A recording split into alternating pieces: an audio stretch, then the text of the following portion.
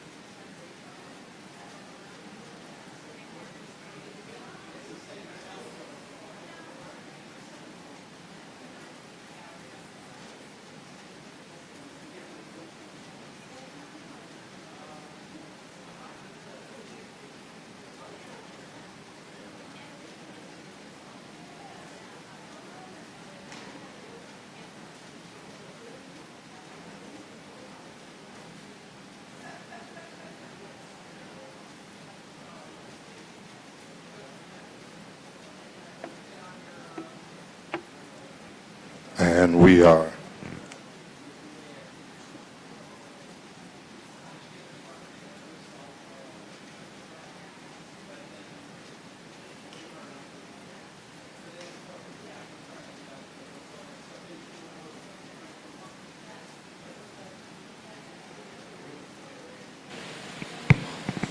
And we are.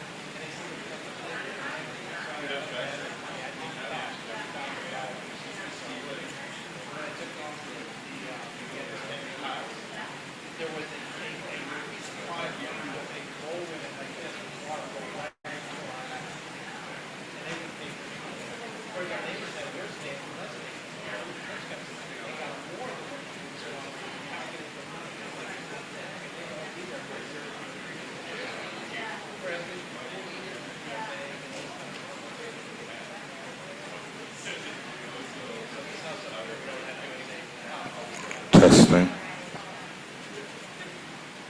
Testing. Testing. Testing.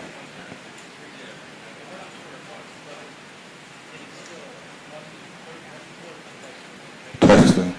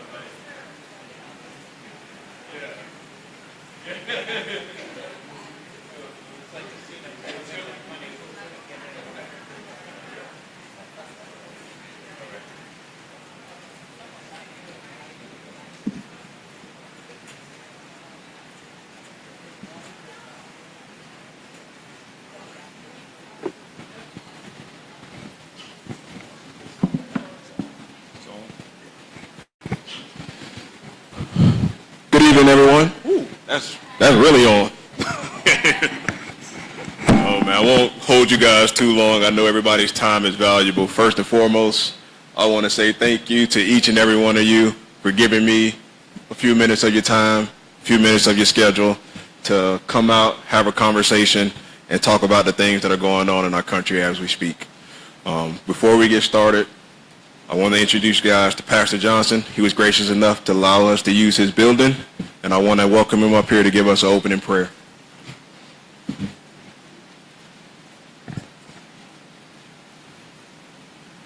May we pray. Eternal God, our Father, we thank you for the day that you have allowed us to see, for this is the day that you have made, and in all things we give you all honor, all glory, and all praise.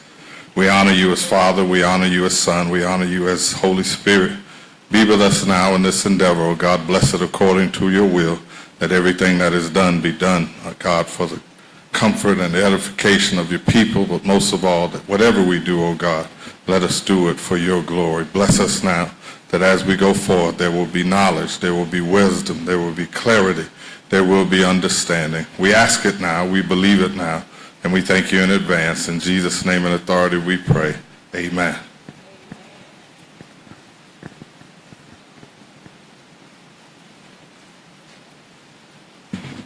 Good evening, family, friends, neighbors, and fellow members of this incredible community. It is both an honor and a deep personal moment for me to stand before you today as a proud parent. This evening, I have the privilege of introducing not only a candidate but a young man of character, conviction, and courage. My son has never been one to sit on the sidelines.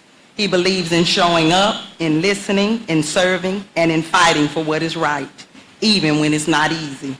He's here not to speak above you, but to stand beside you. Because this campaign isn't just about him, it's about us, our values, our vision, and our future. I remember on the day of his birth, when it was time, he was ready. So please join me in welcoming someone who I know is ready to lead with integrity and passion. My son, your neighbor, and a servant of the people, Bernard Taylor.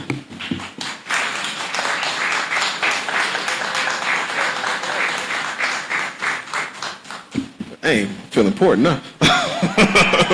Jeez, all right, thank you to my mother.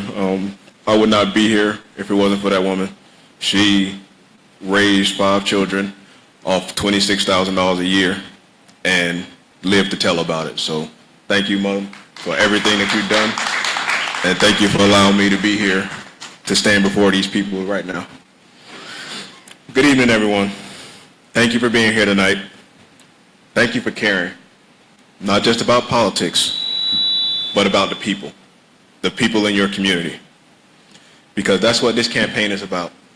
It's not about politics, it's not about left and right, it's about the people. My name is Bernard Taylor.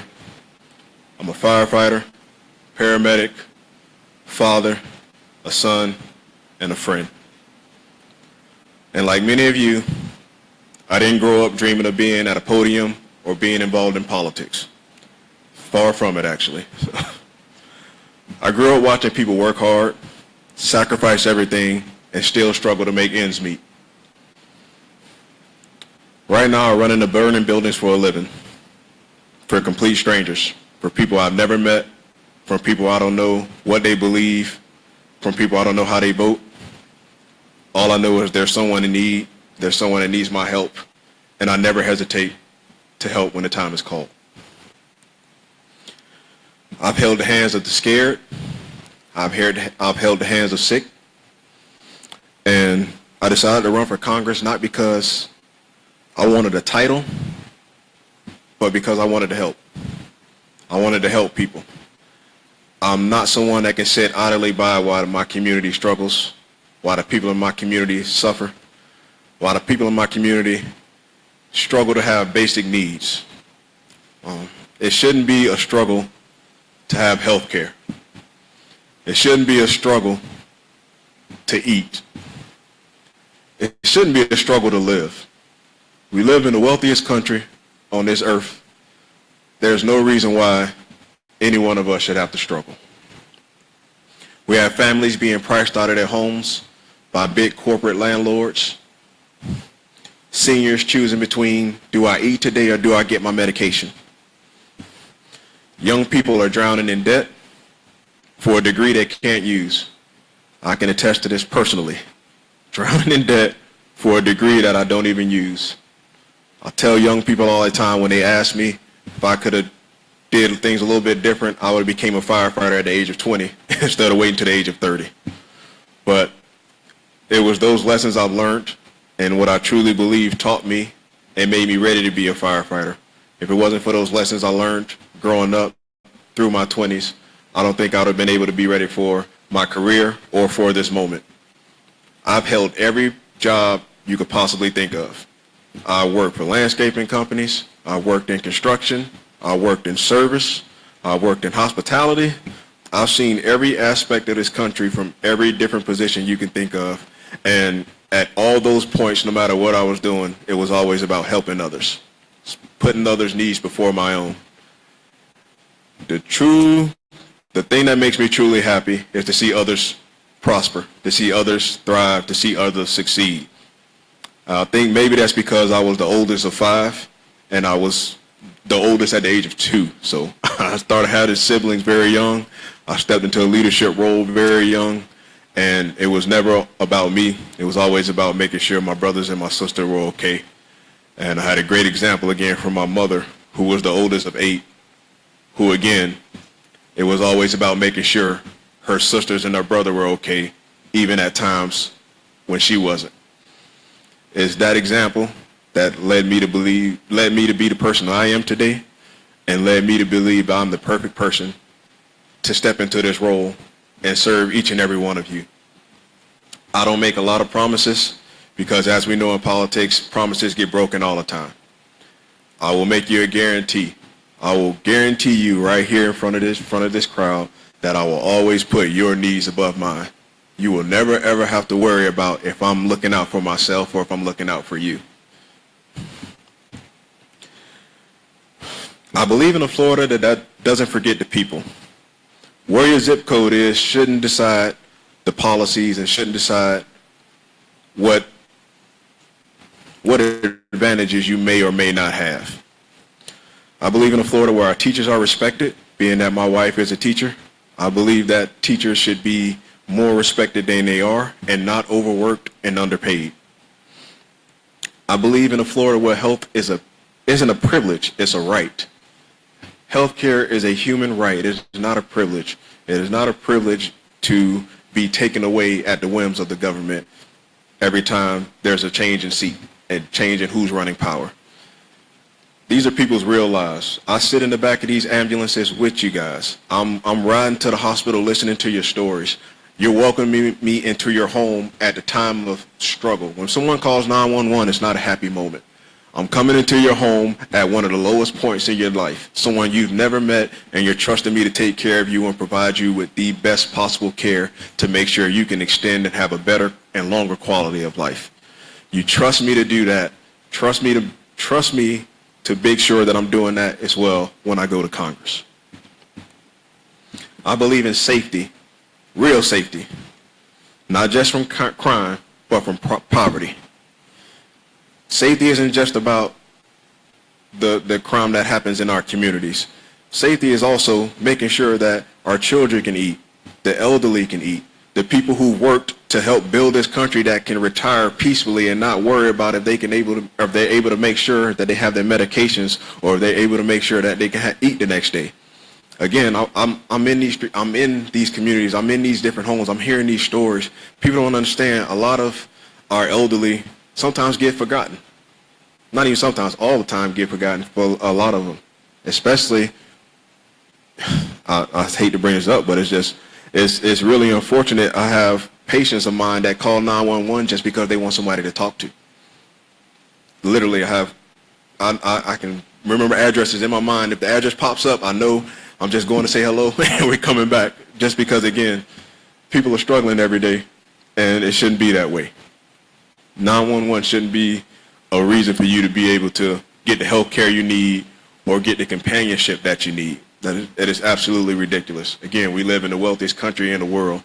There's no reason for it to be that way.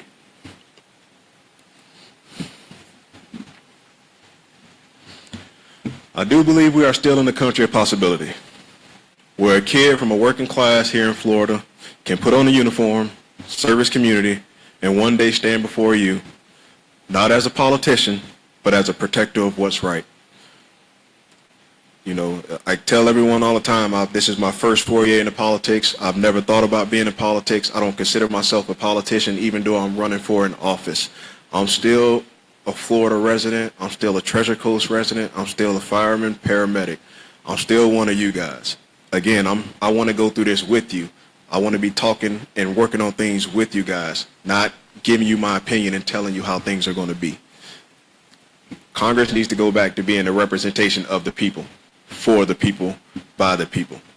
We have 535 people that represent us. 11 of them out of the 535 come from a working class background. No representation for each and every one of us in this room. They don't know what it's like to go from paycheck to paycheck. They don't know what it's like to be one paycheck away from being homeless, to have to decide, am I going to eat today or am I going to have the lights on today? To decide if I'm going to eat today or are my children going to eat today.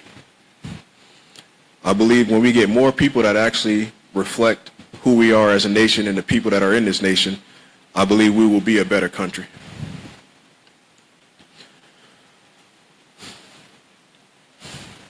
I don't have Wall Street's backing.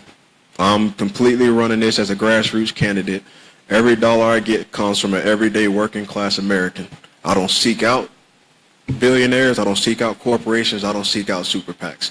My whole goal is, again, not to be held accountable to anyone but you guys. I only plan on being accountable to the people that elected me. I don't plan on being accountable to the people that gave me the most money. We'll build a movement that speaks for us and not for them. We'll protect your vote. We will find you affordable housing. We will fix what's broken and restore what's been taken. So tonight, I'm not asking you to believe in me. I'm asking you to believe in us. Believe in who we can be as a nation. Believe in who we can be as a community. And it starts right here. Our district goes from St. Lucie County, right up there in Lakewood Park, as far south as Palm Beach Gardens. That's about 1 million people, a little bit less. There's about 600,000 able-bodied registered vote, well, not registered, but able-bodied voters in this district. Our job is to make sure we're getting people registered, getting people educated, and getting people turned out to vote.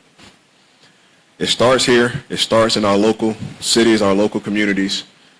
Once we get our local community situated, we can start to expand and start to worry about the problems that we face as a state and as a nation. But if we don't worry about taking care of home first, we can't take care of everyone else. So when they count the votes next year, they'll say something changed in District 21. Because if all you guys who live here know, they don't give, whether it's myself or my fellow candidate who's running for a Democratic nomination, Elizabeth, they give us no shot. They say it can't happen. This is a ruby red district. Regardless of who we put up here, it's not going to make a difference. It's our job to show them that they're wrong. It's our job to show them that we care about our community. We care about where this country is going, and we're not just going to sit back and lay by while they continue to destroy, continue to take, and continue to enrich themselves. So when this is all over, and they're looking at those results on November 3rd of 2026, and you see all the reports of all the shocked faces about what happened in District 21, know that it started right here in this room with us. Everything starts somewhere. Nothing started in a big arena. Nothing started in a stadium. Everything starts somewhere. And it's not about where you start. It's about where you finish. So let's rise together. Let's protect what's ours. And let's bring power back home to the people. Thank you for taking the time out to come. And let's have a very, very productive year and a half of changing Florida District 21 blue. Thank you.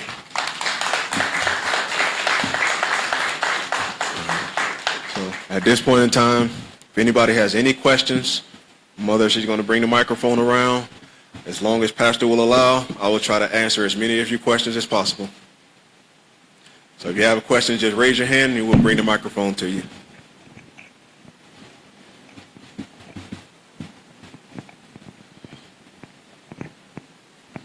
First of all, thank you for your public service. We really do count on you when we call 911. Thank you for being there. Thank you for your support. So when you're in Washington and you're working with all the folks up there, what's going to be the first thing that you're going to work on for us? What do you see as being the first? The very first thing I think we need to do is actually come together.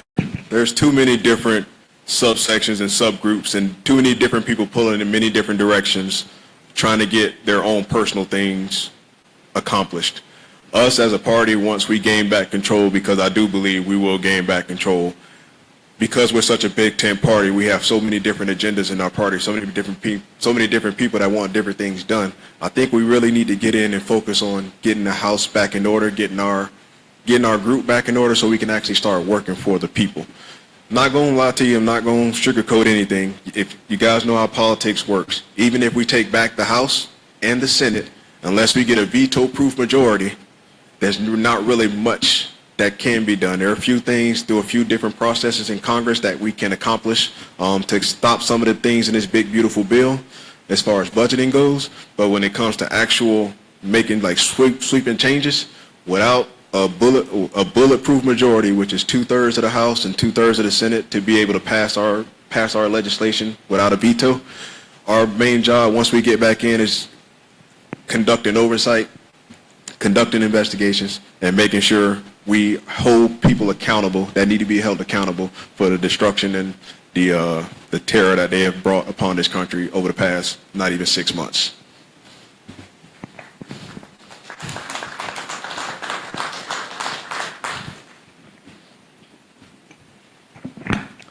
Hi there. Thank you again for standing up and doing what you're doing.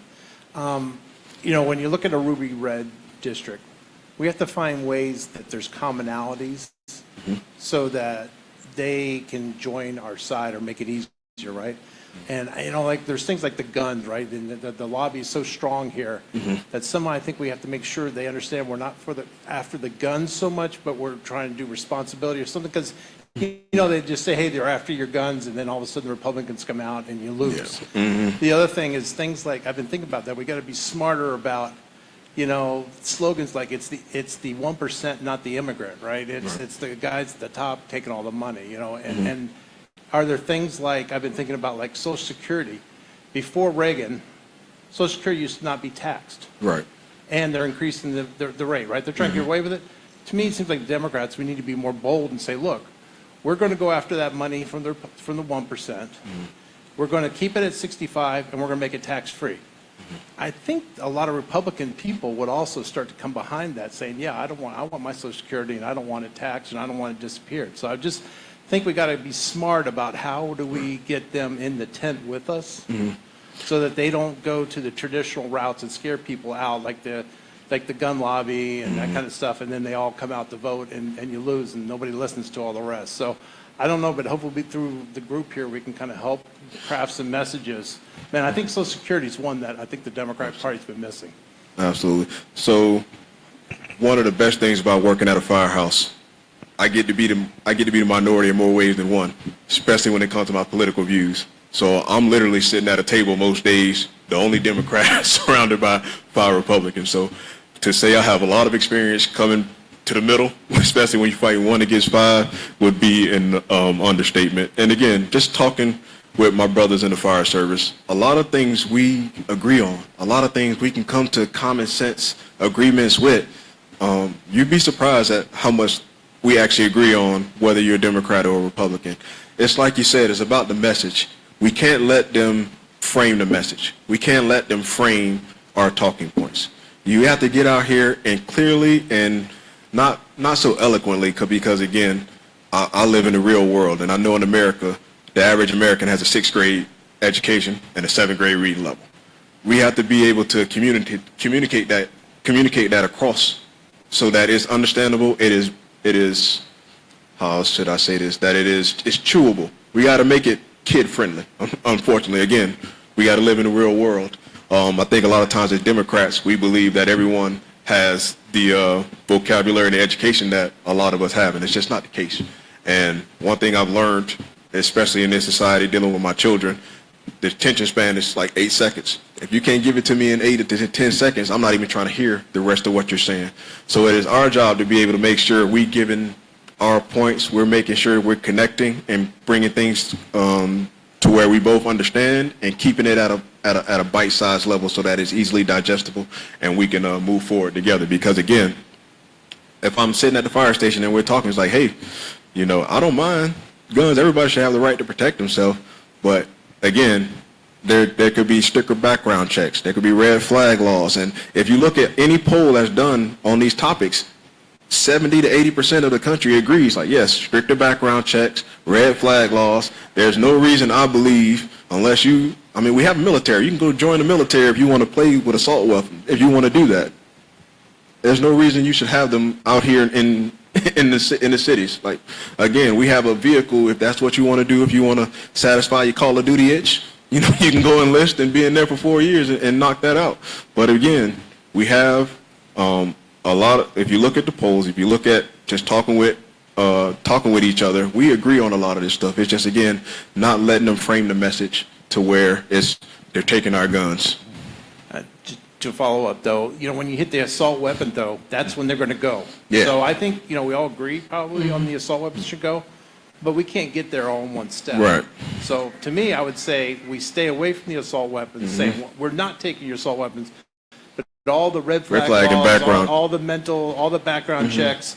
You need a license for, you have to do a lot of things in life. For fishing licenses, you got to do this. Yeah. There should be more to having a gun, right? Absolutely. And also maybe some things like that you've been seeing in some other states where if the parents are being irresponsible with that kid who's going to school with the gun, then maybe the parents need to own up, right? Absolutely. And own some of that because they raised that kid to be able to think that guns was fun to kind of play with. I mean, again, there's different things. But I think when you say assault weapon, I would say draw the line before that. Okay. Again, down the road, let's get those assault weapons off the streets. But I don't think we're going to get from here to there. Just like you're saying, the big tent. I think the Democrats screwed up when Biden, when they had the Congress, they said, okay, now's our time. We're going to jam Everything as much in. through. And they got nothing done. Yeah. Just make some incremental benefits for the community and show them. One of the things my wife was telling me about how the mayor in Baltimore has funded after-school programs and crime has dropped in Baltimore. So Yeah. everyone wants to see crime go down, right? Publicans want to see crime go down, but it doesn't have to be the police, right, or stuff. I mean, then maybe, fund those after-school programs to get crime down. Can't we just, if that's the goal, maybe that's a better way to go. Or police are not the best for mental health people, right? Maybe you hear about some states having mental health professionals called in when people are under distress. Because the police go in with a force and don't know how to handle someone who's having some kind of mental situation.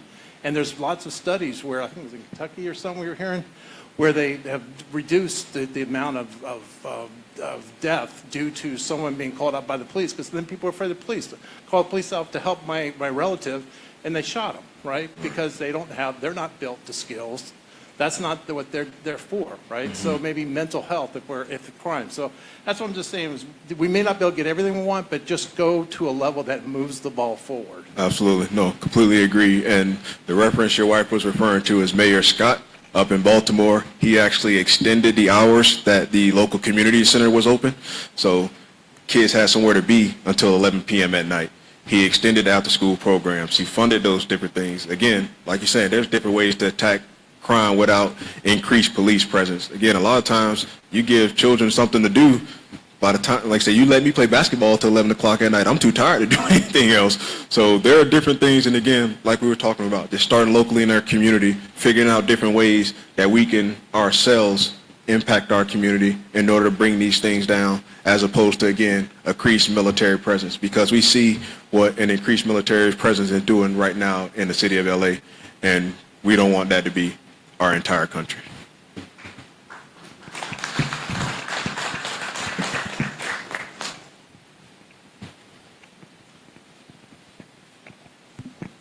Hey, thank you for putting this together and standing up for the community.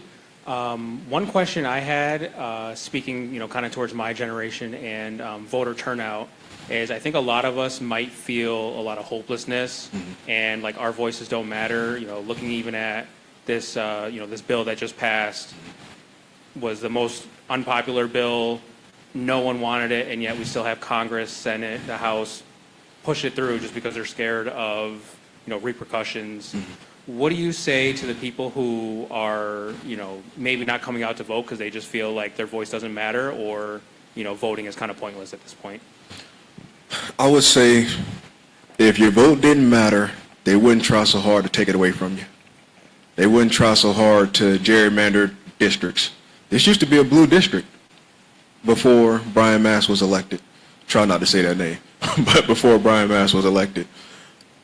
But in the year 2020, they gerrymandered the bottom line, so it's a straight line across St. Lucie County and Inner River County, but as you head south, you can see the squiggles start to happen where they cut out certain parts of the district to make it fit to their liking.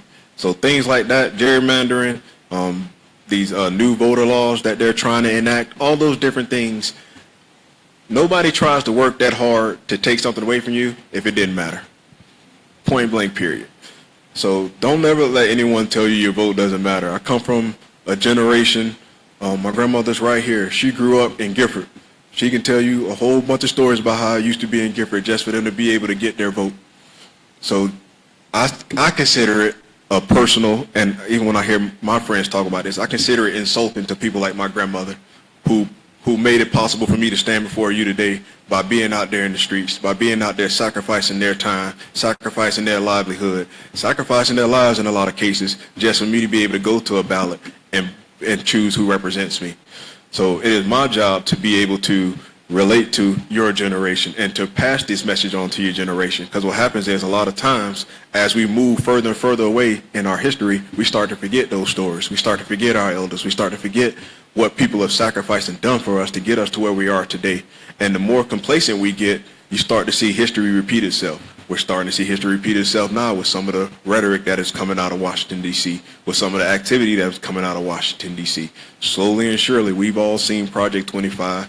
A lot of that rhetoric, a lot of that book is starting to take us backwards. And it's, again, because my generation included, millennials and Gen Z, we start to get apathetic. We start to, our vote doesn't matter anyway. And the reason our vote doesn't matter is what I talked about earlier when they say our vote doesn't matter, because the people that represent you right now don't represent you.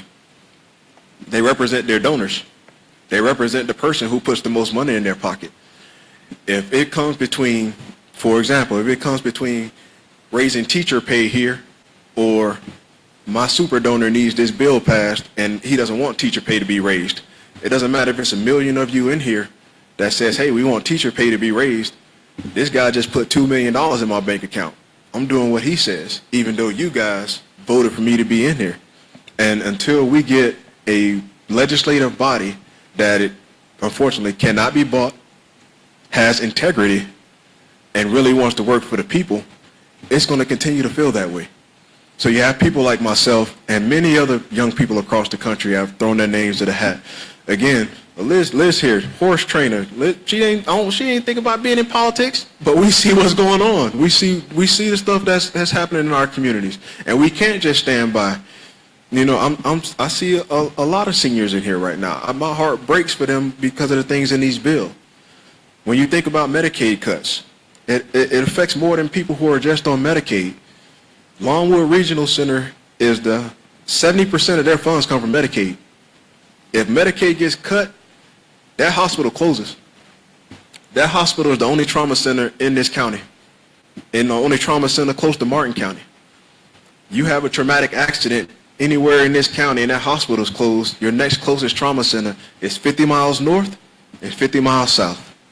And as a paramedic, a 50-mile ride is the difference between life and you not being here. And it's up to us to be able to relay those messages to your generation. Just because you're not on Medicaid doesn't mean that doesn't affect you. Just because you're not on Social Security right now doesn't mean it doesn't affect you. Just because you're not on supplemental nutritional assistance doesn't mean it doesn't affect you.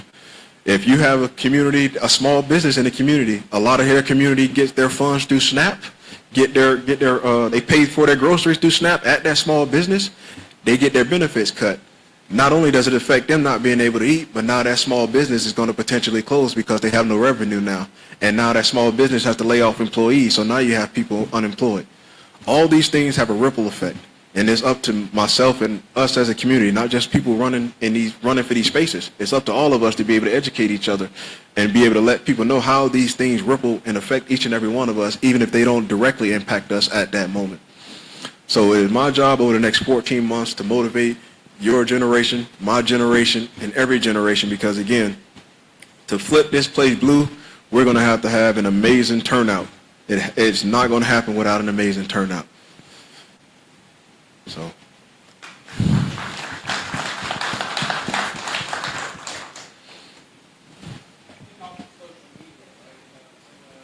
Oh yeah, 100%, 100%. Yeah. Well, that's the one thing I am good at. That's the one thing I am good at.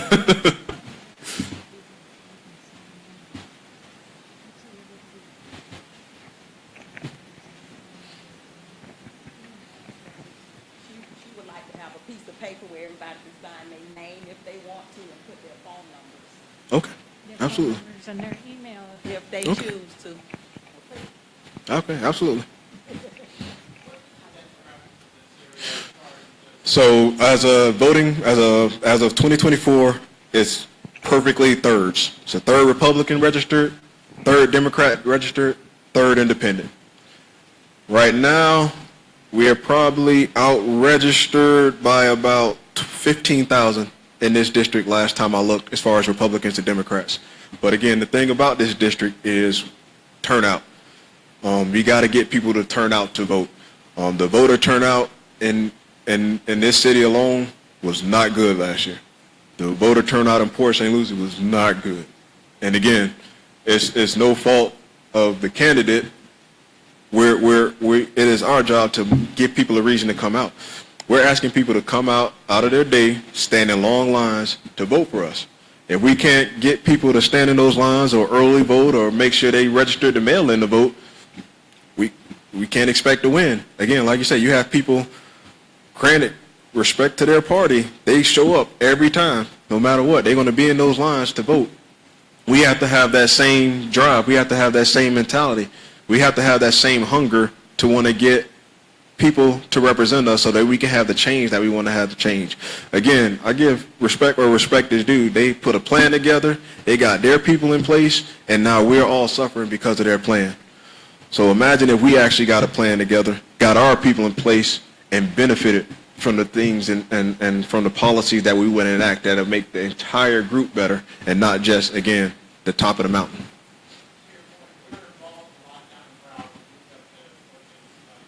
Mm-hmm.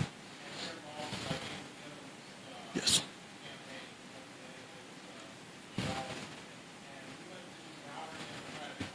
Mm-hmm.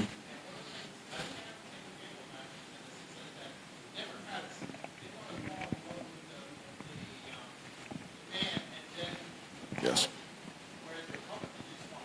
Mm-hmm. The Republicans are going to build the infrastructure, the data. They had much better data than what they had down in Broward. It was a mess when we tried to call on people because the data information was bad.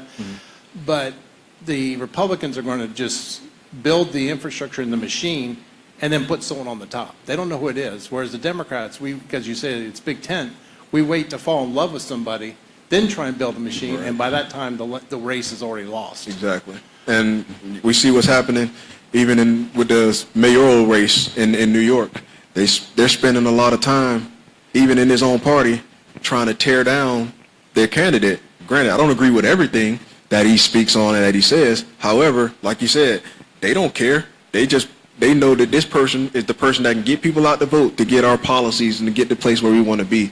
And we have to have that same mentality. There's no perfect candidate. There's never going to be I'm not a perfect candidate by any stretch of the imagination. And as we see, they don't have perfect candidates. But again, they have a machine. Their machine is worked. Their machine is well financed. Despite what they say, their machine is well financed. It is our job, again, to combat that with people power. We're going to have to combat it with people power. Again, I'm running as a grassroots candidate. My opponent right now has a $5 million campaign war chest. Right now, haven't even touched it. That's what I'm going up against. That's what Elizabeth's going up against. It's going to be our job to be out here in the community to speak to each and every one of you, put that sweat equity in, and let you guys know that there is somebody willing to fight for you. I don't have all the campaign finances and the millions of dollars to run 1,000 TV ads, but I can get out here with you and let you know that I'm willing to sweat and grind and work with you in order to get the change that we want to see. Good evening. I thank you for your courage and your bravery for taking leadership. I also thank you for your service. And as you are going and putting out your service on the ground, grassroots, my question to you is, as I believe in your leadership, can you give us ways and avenues how we can donate and support you from least to the most, so we can lend and give our support? Can you give us those avenues and ways that we could place our support and donations? So if anybody wants to donate to the campaign, you can go to my website. It's bernardtaylorforcongress.org. Not only can you donate to the campaign, you can also sign up on my volunteer list. You can sign up on the volunteer list. You can volunteer to phone bank. You can volunteer to canvas. You can volunteer to do social media blitzing, which is basically just reposting all my content out there. Again, whatever we have to do to get a vote. Dollars don't necessarily equal votes. When my opponent first won his race here, he won with less than $1 million on his side against a man who had $10 million on his side. And he was able to win his seat, and he's been in there for 9 years. So while every dollar is very much appreciated, and again, I thank you because I know times are hard, at the end of the day, it's about making sure we get people and ballots in place. If I don't have to spend $1, but I can get 600,000 people to vote for me, that's a win. But again, we know how politics work. We know how this game works. We have to be able to get our message out to be able to get in front of as many people as possible, and that takes dollars. So again, you can go to my website, you can donate, and again, you can also sign up to volunteer for the campaign as well. Again, we're very early in the campaign. We still got 14 months before the midterms. We still got 12 months before our Democratic primary. So you got plenty of time to build this up. We got plenty of time to build this list up. Right now, I think I have 180 names that are signed up to volunteer, and we've already raised enough money to make sure our name will be on the ballot next year. So now it's just, again, making sure we're getting our message across, making sure we are communicating what's happening with our current representation right now and how it's affecting our community.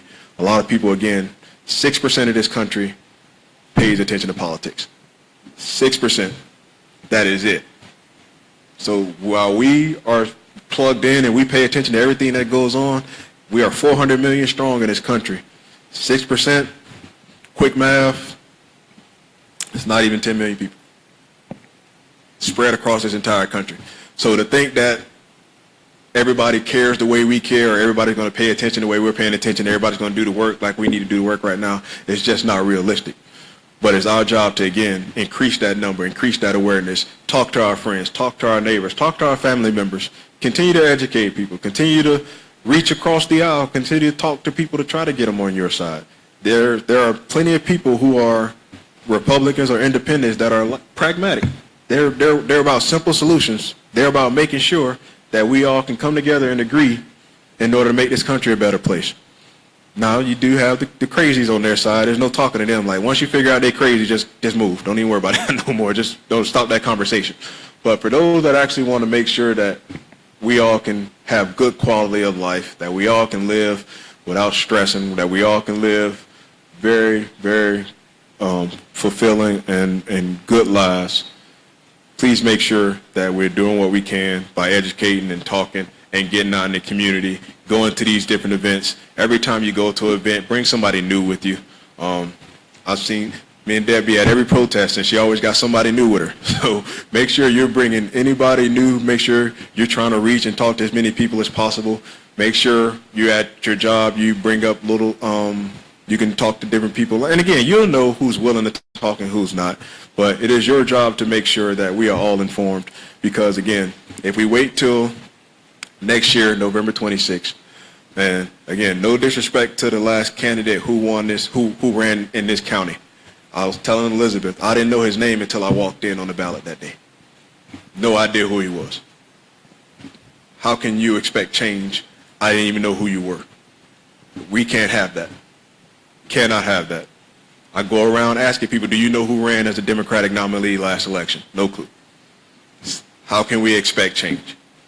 It is our job to be as visible as they are. It is our job to be as annoying as they are. And it is our job to make sure that everybody knows that there are people, again, willing to stand up and fight for this county.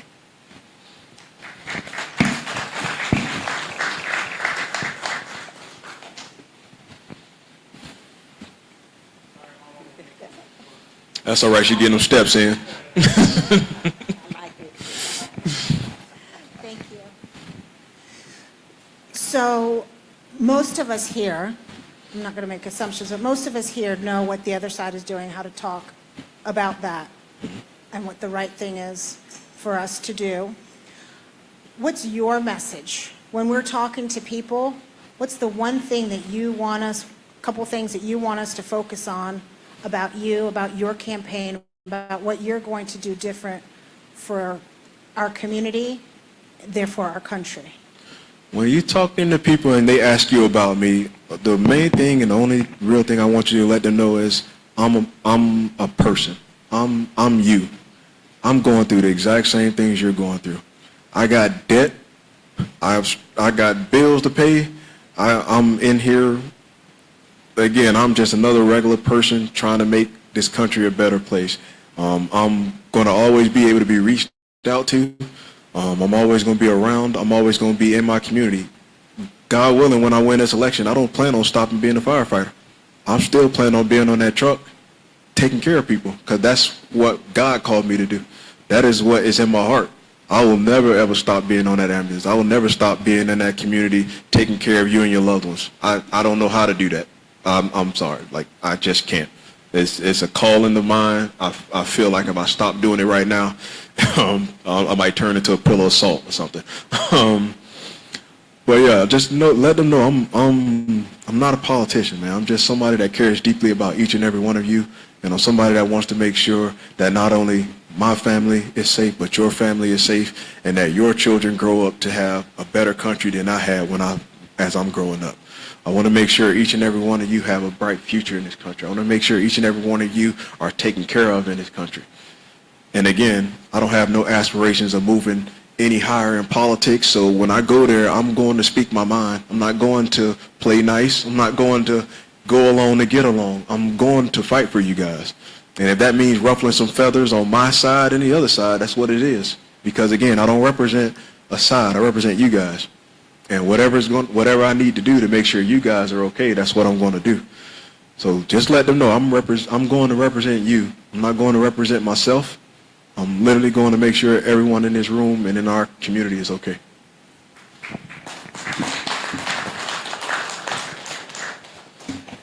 You know, if I may, when you were earlier speaking, the thing that really struck me, and I really appreciate you saying that you're not a politician and that you're here for us, but as part of your message, what struck me when you were chatting was when you said that I go into houses and I go into homes and I go into apartments and I see and I hear and I feel what people are struggling with. And I have this unique position as a firefighter, because you do, people are telling me things in these moments that are precious to them. So I have this unique ear. And the way I can serve you is using the knowledge I've gained from this public service job to send a message to Washington about what people are really scared about and struggling with. And for me, that about you, when you told that part, I'm like, and then when you said, I don't go to a house and say, oh, I don't like that car and I don't like the neighborhood, so I'm going to back off. You go wherever they ask you to go. And in my opinion, that's as valuable as military service. Thank you. Again, I've seen, I try to keep the things I've seen in myself, because again, with prayer, a good, strong family, some of the things that I've seen would tear down people, would tear a regular person's heart out their chest. My mentor back there is also a firefighter. She can attest to all the things that we see in the field, to the homes we go to the children's conditions that I see, and I can't do anything about it, to the abuse that I see that I can't do anything about, to the living situations that I see that I can't do anything about. You know, one thing people ask me sometimes, like, what is one of the things that radicalized me? And where I work in the southern part of the district for Palm Beach County Fire Rescue. We all know the president lives in Palm Beach County. Where he lives, castle, gold toilets, everything.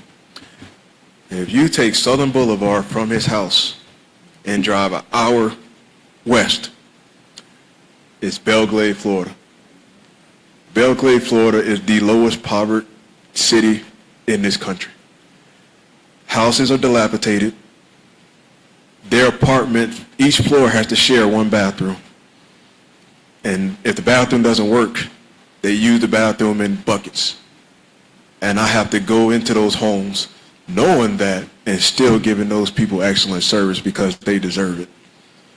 And the fact that you have the most powerful man in the world not even an hour away where he uses the bathroom on a gold toilet, and an hour this way you have an entire community and residents who have to use the restroom in a bucket. Why is that the case?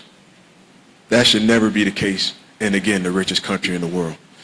So I thank God and I thank my family for instilling empathy in me to feel for others more than I feel for myself at times.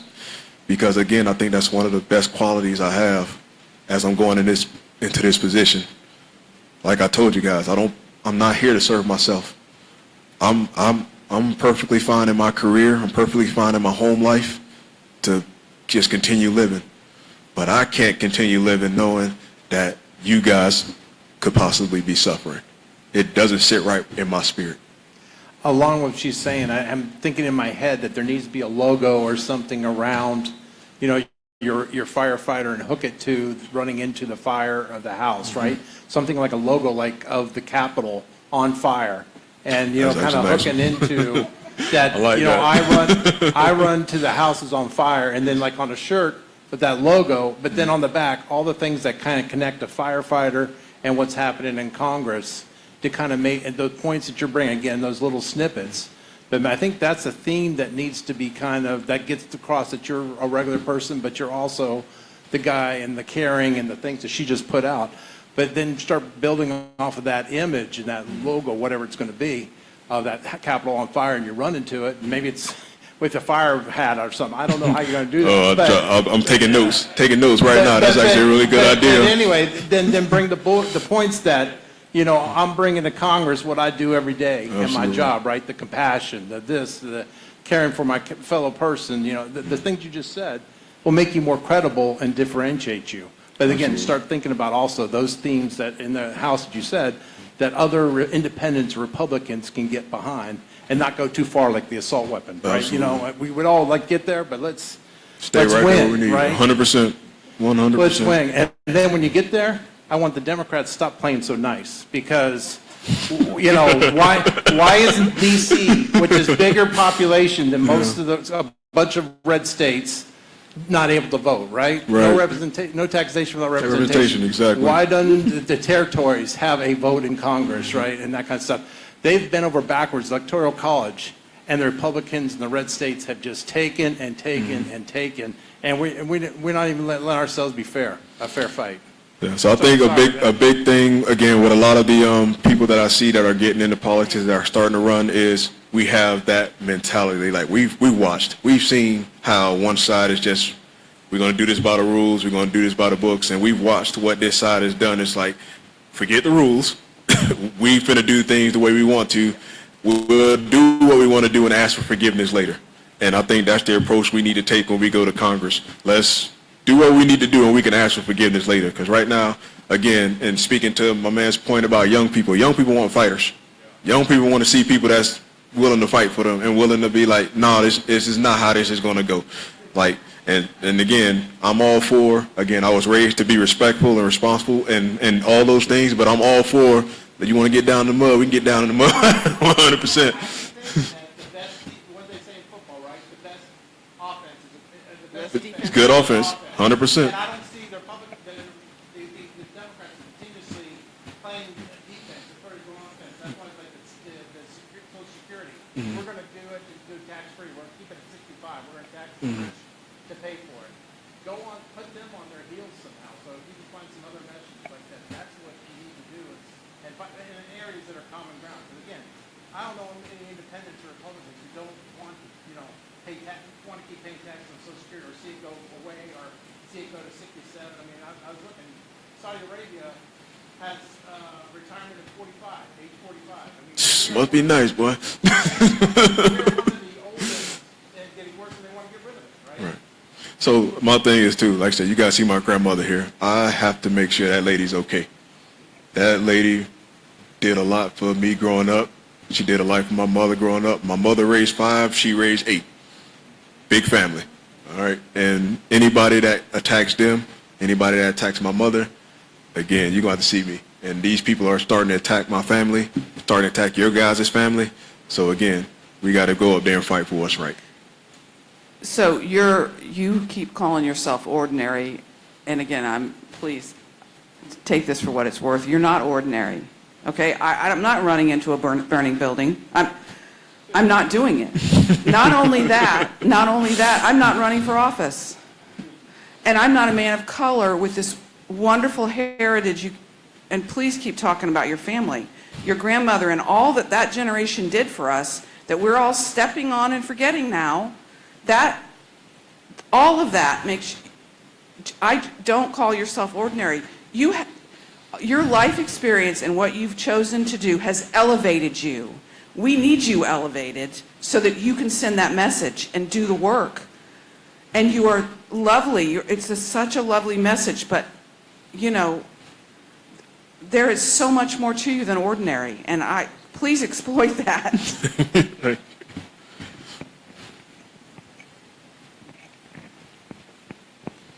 Hi, my name is Jennifer. I wanted to kind of ask about, because I do a lot of advocacy, obviously, in gun violence prevention, and I live here in St. Lucie County, but I do also sit on the board for an organization in Palm Beach County, so I'm very familiar also with the gun issues that they have there, as well as across the state, because I'm a part of an organization where I oversee the state of Florida for gun safety.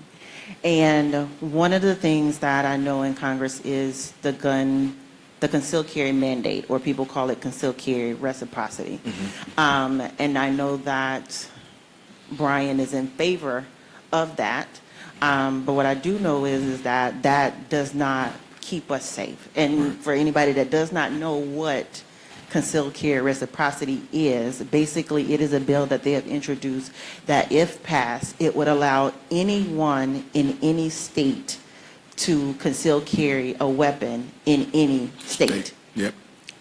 So somebody from Georgia could come here, somebody from California could come here, and we have no way, honestly, of knowing if they really are concealed carry in their state, you know, and that just opens up for, you know, again, more guns and things like that. So, and I do know that obviously this administration closed the gun violence prevention office, which was vital to this country in reducing gun violence across this entire country. And gun violence is not just community violence. It's mass shootings, it's the suicides, it's those accidental and unintentional shootings. A lot of the times that involve our children, because obviously that is the number one killer of children in this country is firearms. And it is, you know, because they get access to that. But so my question is, you know, one, where do you stand on the concealed carry reciprocity? And two is, you know, would you be advocating to help get the Office of Gun Violence Prevention back, but also the CVI funding that was cut? Because I do know several organizations in Palm Beach County that benefit from those funds for their organizations. And so that's just my question. So to answer the first part of your question, I am not in favor of concealed carry reciprocity at all, because like you said, I'm here in Florida. What if somebody in Florida is not able to get it? They go to somewhere like Idaho and then come back and not even carry. Like, absolutely not. Again, that's just, you're creating a lot of loopholes for a lot of people that probably shouldn't be concealed carrying. Because again, where certain states might be a little more strict, a la New York, California, again, if I know I can go to another state, go get it concealed real quick, and then come back to my state and potentially endanger the lives of not only myself but others, absolutely not. So to answer your first part, I'm not in favor of that at all. To answer your second part, 100% I would be for funding any type of gun prevention programs. Again, I grew up down in Miami before I moved up here to the Treasure Coast. I moved up here when I was 12. I lived right in Carroll City, which is in North Miami, so I'm very familiar with gun violence and the potential. I lost a lot of friends growing up, unfortunately. And again, I always reference my family. If it wasn't for those two ladies, you probably would have never met me, because I could have went a whole different way. I could have went a whole different way. And if it wasn't for my strong family, my faith in the Lord, I probably wouldn't be here right now. So anytime I can get involved with any type of gun prevention, I can help fund any kind of gun prevention or bring any kind of awareness to gun prevention, I'm going to be there. You don't ever have to worry about that. Because again, bringing it back to my career as well, it hit different when you see a baby bleeding out from something that didn't even involve them. And I've seen more people light those out in their eyes than most people will see in their whole lifetimes. Those spirits and faces stay with me. Like, I'm telling you, I think my strong structure that I have in my life, that I'm not dealing with certain things that I know people in my industry deal with, people in my own department deal with. You know, my wife, she couldn't be here tonight. We just had a child, so she's at home with the baby.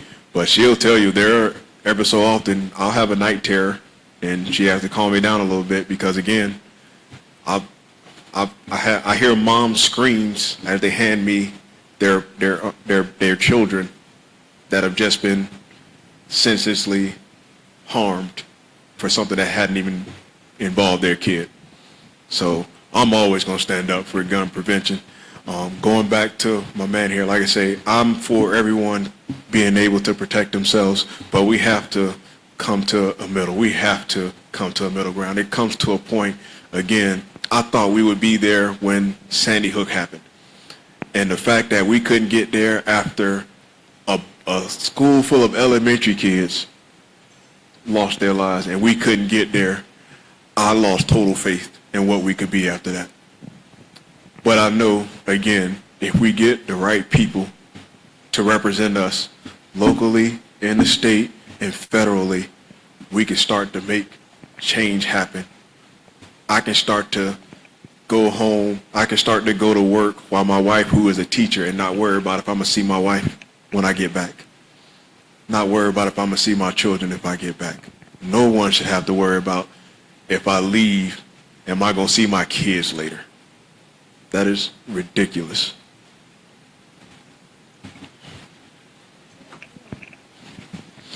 Hello. I've heard you talk a lot tonight about family and about your children and about the beautiful women in your life, and that is very inspiring. As a young woman myself, and many colleagues that I have in academia and in fitness or in a variety of aspects of life, as I go along and meeting other young women, many of us struggle with the outlook of our future as women in this country.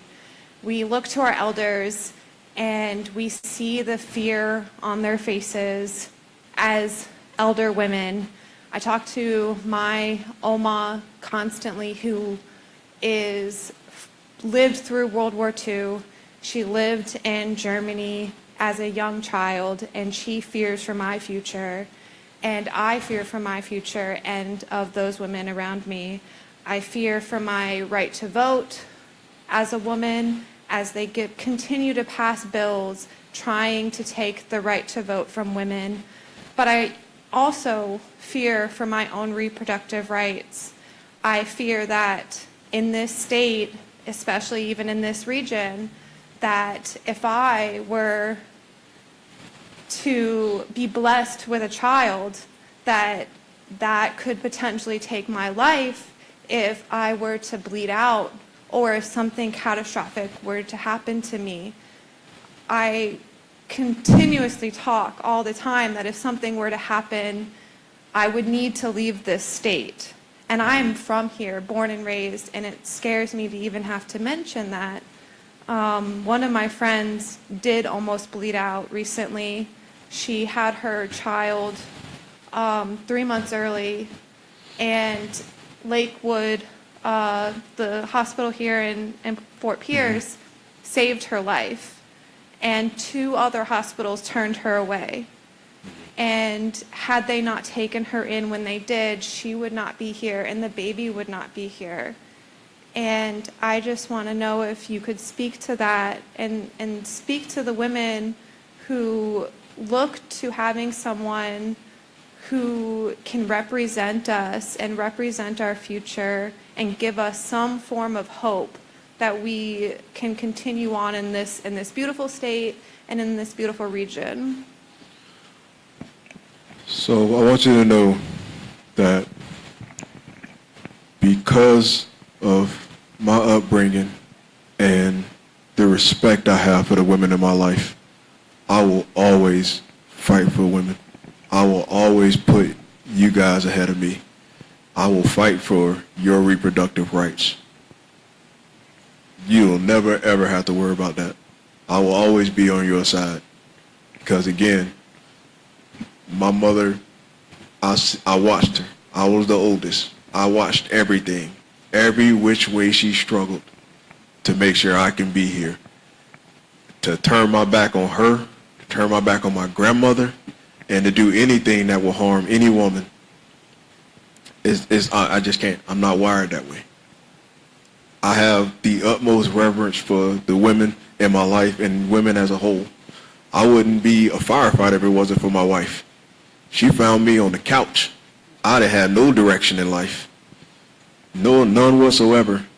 That woman picked me up off that couch, invested her time and her own money into getting me to EMT school, fire school, and through the paramedic program. And now she's able to relax and enjoy her life. But without her investing in me, I wouldn't even be able to stand before you. Without my mother raising me, without my grandmother raising me, I wouldn't be able to stand before you. So I will always fight to make sure you have every right that you should and deserve in this country. Don't ever think I won't.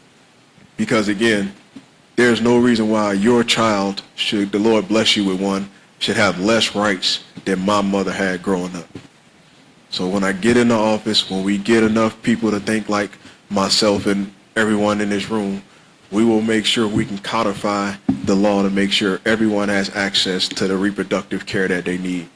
Because again, until you're sitting in the back of a rescue as a woman is yelling, screaming bloody murder because she's having an ectopic pregnancy or she is having some kind of complication and she's looking at you to do something and you're steady thinking about, well, is this legal or not?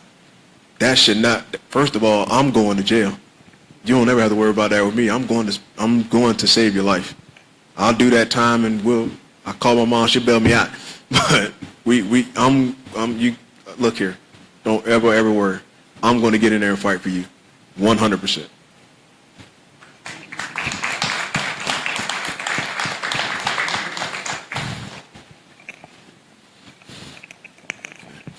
If that was any more, oh, you got one more? This one? No, okay.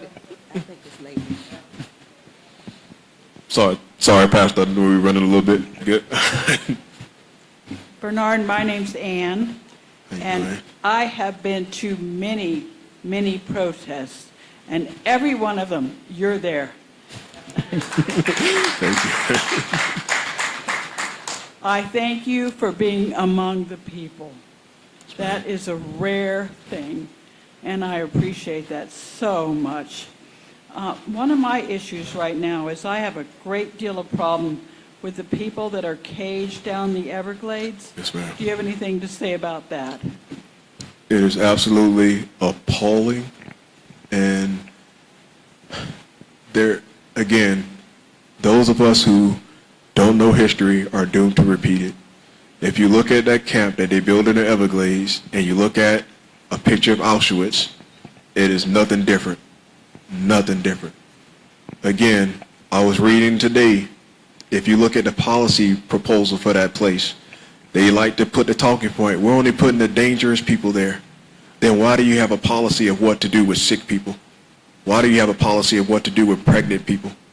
Why do you have a policy of what to do with children who are at this facility, if this facility is only meant for the most dangerous of us? And to see people going down there taking pictures in front of this place, knowing that, again, it will house children, sick, and pregnant women in unbelievable conditions. Like, we all go outside here, and it's hot and unbearable. Imagine being in the middle of a swamp. You can guarantee there will be people who won't survive more than a week. It's inevitable. And that's not for them trying to get out and with all that other stuff. That's literally from poor conditions, heat exhaustion, dehydration.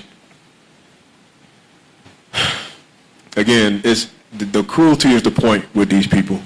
And it is designed to make us apathetic and just accept it as status quo. But it will never be accepted in my eyes. It will never be accepted as status quo. There's no reason for that place to be still standing. And if there's any way, even before getting elected, if there's any way I can help to get that place taken down, get that place decommissioned, whatever it takes, I would be willing to do it. Because, again, there's absolutely no reason for a structure like that to exist, point blank, period. And the fact that we're paying for it with our tax dollars, we're in the middle of hurricane season. You've taken $430 million from our FEMA funds to go put up a torture camp, to literally put up a camp for children, women, and sick people to potentially die in. But don't worry, we don't have no money to address our housing crisis. We don't have no money to address our healthcare crisis. We can't spare $6 a day to make sure people can eat. We don't have money to make sure kids can have breakfast and lunch at school, when sometimes that's their only meal of the day. But we got $430 million to go put up a tent and some fences and bunk beds in the middle of the Everglades. Florida has been under a supermajority since 1999. It starts locally, starts in the state, and then go federally. We have to take back everything, not just the federal government. We have to start to take back this state, because if we don't, it's only going to go downhill. Every time you think it can't get worse, they show you it can be worse. Stop letting them prove themselves right, and get out here and make a change. We talk a lot. Sometimes I equate it to, and it's awful to think, death by 1,000 cuts. 100%. You're going to get that one little nick, and, ooh, it's all right. It can't get worse than that. Then they're going to do another one, then they're going to do another one. So you start to be desensitized to what's actually happening, to the cruelty that's actually happening in this country, and how acceptable that cruelty is becoming to certain people. But what I was going to say is, how do we, as you say, we can't win up here if we're not winning down here, which means the school boards and the local elections and all, it starts there, because that's how their message gets out, and that's how certain groups are able to take certain books from where they don't like. That's where it starts, 100%. at that level. So we have to begin there and have that conversation, even sometimes before. I mean, we can have this conversation up here, but if you don't have down here, then you don't have a foundation. Right. And then there's also, again, finding the right people, because we can want to do these things, but we have to find people like myself and other people willing to stand up and stand in the fire and be opposition. You know, it is very hard to find people to run, as we see, even for a federal seat. You're talking about local elections and state elections. Local elections, you know, that's a lot of time to dedicate, especially if you're raising a family or you got other things you're worried about, your own bills, because, you know, despite what you may think, local elections, local position, you don't really make that much money. So it's literally working that position and also working a full-time job as well. But again, there are people willing to step in. We have to find them. We have to let them know the procedures, how to get involved, what steps they need to take in order to become elected or get on the ballot.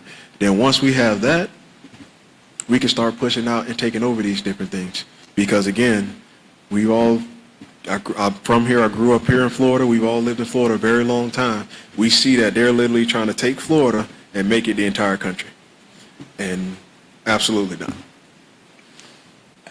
Comments on that, then I had another thing I wanted to talk about real quick, but, you know, some of the things they're talking about, you know, I don't know if you saw the video that I didn't know that Bernie Sanders had done like 20 years ago, saying, here's the playbook of how the Republicans are going to do, here's their message, and then how they're going to win is break us up, break us up, break us up, break us up, and that's how they're going to win, and that's what they did 20 years later, and I'd never seen that video before. I was like, that was so, how the Democrats didn't pick up on that. I don't know how we can take that, but it makes me think about, unfortunately, a lot of parallels with Nazi Germany and the 30s and stuff going on here, how there's messages there saying, hey, first they came for this group, and then they came for that group, and then they came for this group, and then there was no one to help me. And I think somehow we got to get that messaging as they're picking off groups.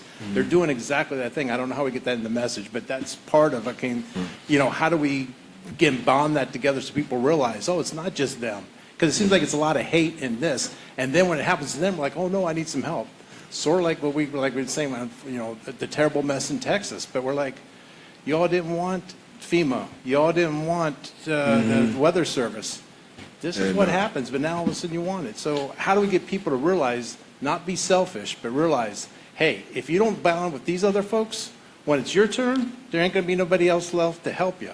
So that's my thoughts on that one. Then I wanted to go on to something else. But I'll just speak. Unfortunately, again, living in the real world and seeing people and seeing all different types of people, people genuinely don't care until it affects them, unfortunately. That's just the world we live in. If it doesn't affect you directly, a lot of people don't even, again, 6% pay attention to politics. So unless a specific policy affects you, you don't even pay attention to it. So it is our job to correlate that message, and the way we correlate that message is exactly showing them what they're doing now. They're targeting Latino immigrants right now, but if you pay attention, they just removed temporary protected status from Haitian immigrants. So who's next up on the block? Then once they get through with that, who do you think next going to be on the block? So on and so forth. And we talk about how the economic policies affect us, how Medicaid and SNAP would affect us. They think, oh, I'm not on SNAP, that don't affect me at all. But you started showing, well, yeah, you might not be on SNAP, but ain't that your favorite grocery store there? Yeah, they're going to close. What do you mean they're going to close? Well, 75% of their revenue is SNAP. But I'm not on SNAP. But that's their revenue. How you expect them to stay open if they're not getting their revenue? Well, I didn't know. Well, that's what I'm here for. That you have to understand, like, every one of these policies affect us whether we want them to or not. And it's our job to tie the lines because, again, we got a bunch of synapses firing all over the place, and it's up to us to be able to connect them because, again, we live in a society where people don't take the minute to do 10-second Google search, unfortunately. Because, again, a lot of these things, you listen to the talking points. It's like, how can you type that in? You can see that that's not true. But, no, they don't even take the time to do that. And, again, we have all this information at our fingertips, but somehow we are dumber as a country. Don't understand how that could be, but it is what it is. The other part I wanted to go on my theme of common ground is talk about economic development, right? So, you know, a lot of the average income in this region is not that high compared to down south and stuff. So I think there should be some initiatives around like, you know, some things that don't pollute the environment, but could provide some help. So I'm thinking like, you know, is there money for like incubators for, you know, to harness, you know, creativity to kind of promote businesses that, you know, maybe they're environmentally oriented because there's so many parks and things up here in Port St. Lucie, or other kinds of things that can promote a sustainable environment. So I don't know what those are, but I think those are things if we can provide that, how are we going to provide a way for better income to raise people out of poverty by providing better jobs here versus having to commute to Palm Beach or to Miami or what have you, I think would be another one that the independents, and maybe we can pick off a few Republicans. So I just want to throw that out there for food, that we got to also not just be down in the social issues, but again, that common ground that more people can get behind. Absolutely. No, so again, a major part, again, like I say, we all are affected by this affordability crisis here in Florida with the cost of living, the cost of rents, the cost of homes. It is my job and my plan, again, to find a way to make sure that we are not as susceptible to the big corporate land grab, these big hedge funds buying up our entire blocks and moving us out and gentrifying these areas. I was here with the school board, had their meeting here. Pastor Johnson, correct me if I'm wrong, but they brought up the fact that they were going to have to put the 3 high schools into 1 high school. Yes.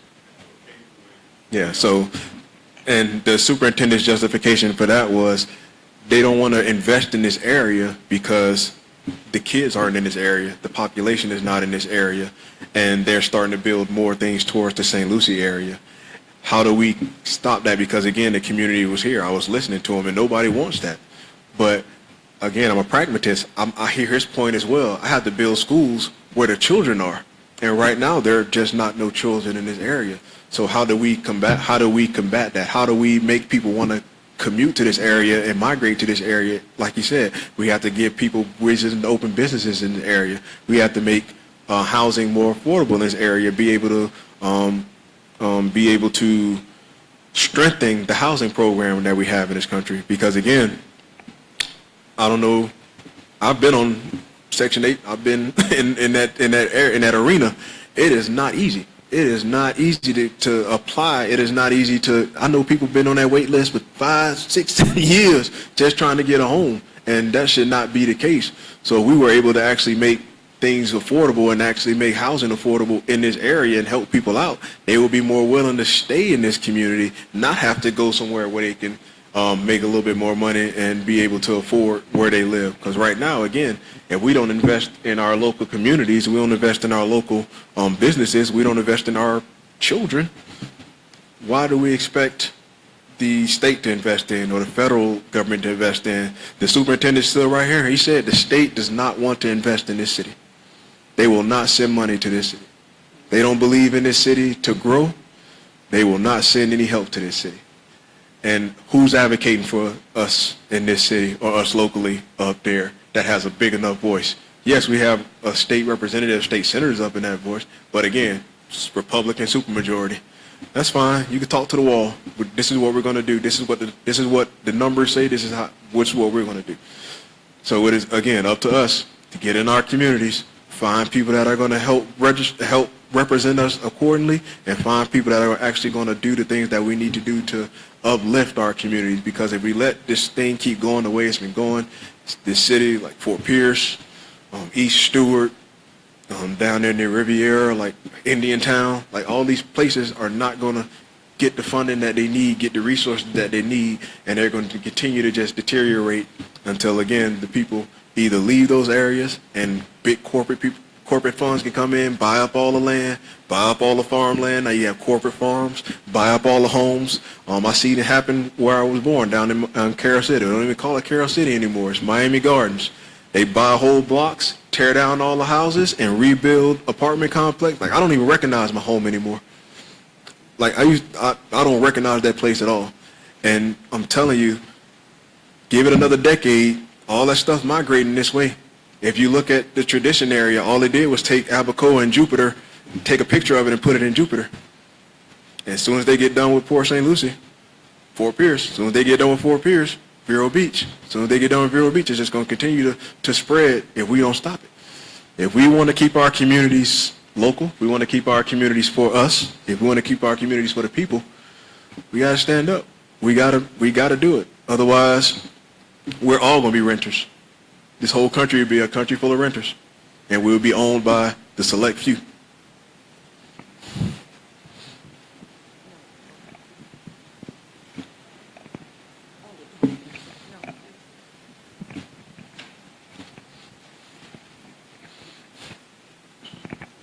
I like what you said. We need a lot of people that's God-fearing, who will stand up for right, because we need it. We need somebody to reach out to the young people, because the young people think their votes don't count, and they don't want to go to the vote. It can affect the young people as well as the old people. So we got to we need to come together as one. No matter what race you is, what religion you is, whatever denomination you is, whatever Republican, Baptist, whatever you is, we need to all come together and come as a unity. That's a unit. 100% agree.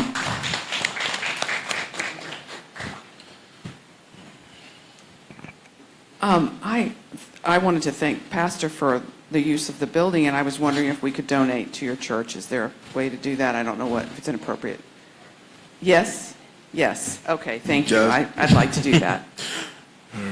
Yeah, Pastor Johnson, thank you for allowing me the time. I talked to Pastor Johnson about a month ago. I came to his service. I said, Pastor, I need a favor. Before I even finished, he said, you got it. I said, you didn't even know what I'm going to ask you. He said, the building is yours. So thank Pastor Johnson.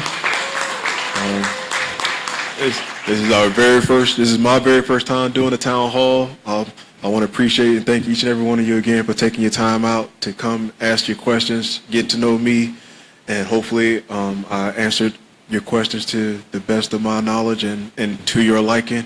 Again,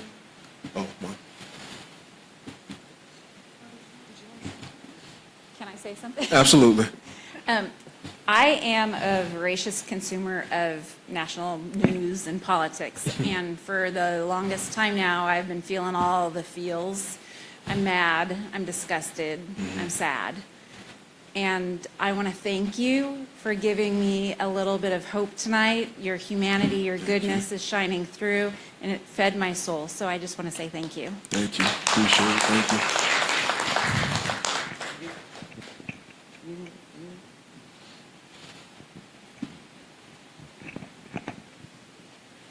I just wanted to clarify, I believe you said you're District 21. One, Is yes, that ma'am. correct? And correct me if I'm wrong, but that's from Point St. Lucie County to West Palm Beach County, is that correct? So it goes from St. Lucie County, which starts in the city of Fort Pierce. So the city of Fort Pierce starts at Lakewood Park, and it goes all the way down to just south of Palm Beach Gardens. And then it goes far west as the acreage in Palm Beach, out to Indiantown in Martin County, and then almost out to Lake Okeechobee up here in St. Lucie County. Oh, okay. So yeah, big place. Yeah, so if we, my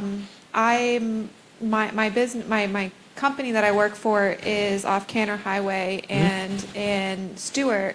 And so if I shared anything about Absolutely. you, or if there's any suggestions on how, we can get the word out, whether it's flyers or whatever, I would love to be able to get people in Stewart and Palm City and Jensen Beach to hear you. I see a lot of your stuff on social media, but it's mostly shared in Point St. Lucie corridors, and I would love for the residents of those other regions to be able to hear you and see you speak.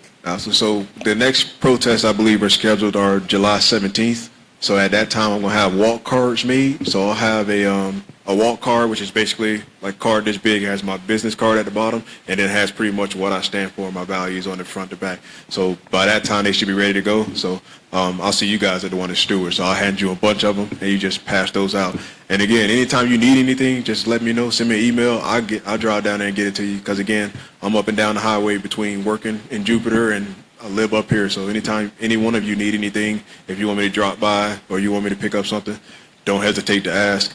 Like I say, the more this campaign grows, as we start to get better financed, hopefully I can have a campaign headquarters office and we can meet up and do those types of things. Again, all that stuff takes finances, so hopefully one day we do get there. If not, I'm more than willing to meet you guys any places that you would like to meet. You can always send me an email. People have asked me to come to their communities to just talk with their own HOA communities, and I got a bunch of those scheduled. So if you got a group of people that can't necessarily travel or don't want to meet here, but you live in like a HOA and you want me to come and speak, I'll be more than happy to come and speak, because again, how I'm going to win this race is these face-to-faces, because I'm not counting on having $1 million, $2, $3 million. I'm counting on being able to see each and every one of you guys and convince you that I'm better for you than a person that's been representing you the last 9 years. Because again, I think as a society, we have to fall out of love with whoever has the quote unquote most money, because obviously we see that money doesn't make you a good person.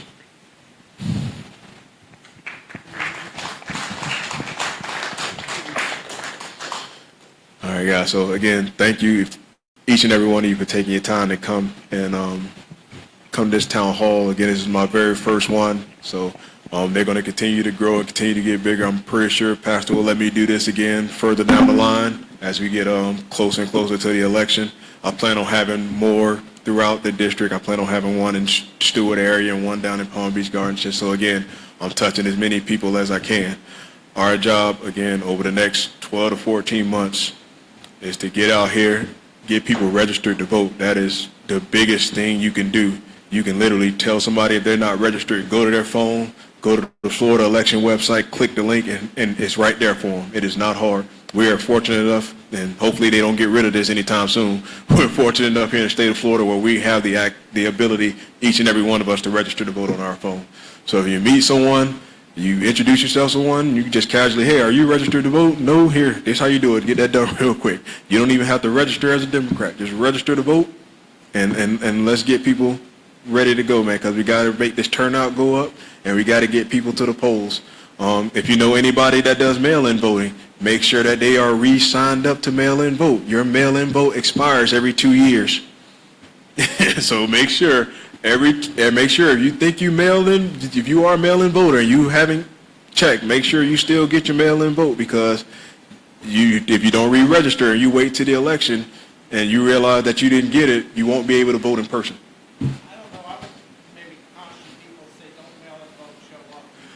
I was leaning that way too, because the way we working right now and how they doing things, I encourage people, do early voting and show up in person. We don't want no hanky-panky. We don't want these people throwing out nothing. So, I'm encouraging myself. I know the Democratic parties in each of these counties, they drive mail-in voting a lot and they're encouraging a lot, but I'm encouraging people myself, just because we see in the city of Miami that they just threw their whole election away and said we're just going to do it next year. So we already see they're pushing the bounds of election law. So we want to make sure that we encouraging as many people to go early vote, which you got 3 weeks to do early voting. So there's no reason that you got to wait till election day to be in a long line. You got plenty of days to go do that early vote. Again, when the time comes, if I actually am the Democratic nominee, I plan on just being up and down the street like, hey, you want to go vote? All right, let's go. You ain't got nothing to do right now. Like, I'm trying to get as many people to the polls as possible, and that's gonna be our goal. We're gonna have to work. Nothing in life worth having is not is worth working for, right? So if you want something, you got to work for it. At the end of next year for the midterms, you should be able to say I tried my best. Don't go in there saying I could have done more. See, I did everything I could do. It just didn't work out my way. I'm going there. I'm doing everything I got to do. If it don't work out my way, I can walk out with my head held high and say, hey, I tried to make change. I tried to be the change that people wanted to see in this country, and it just didn't work out. I can go on knowing that, hey, I tried. So whatever else happens, I just got to find another way to impact my community. So, but other than that, I want you guys, thank you. I want you guys, please be safe. Thank you for your time. Continue to support the content. Share all the stuff that I post. You can go to my website again, sign up to volunteer and donate. Please be safe. The website again is BernardTaylorForCongress.org. BernardTaylorForCongress.org. All right, you guys drive safely, and thank you again for taking your time. I appreciate it.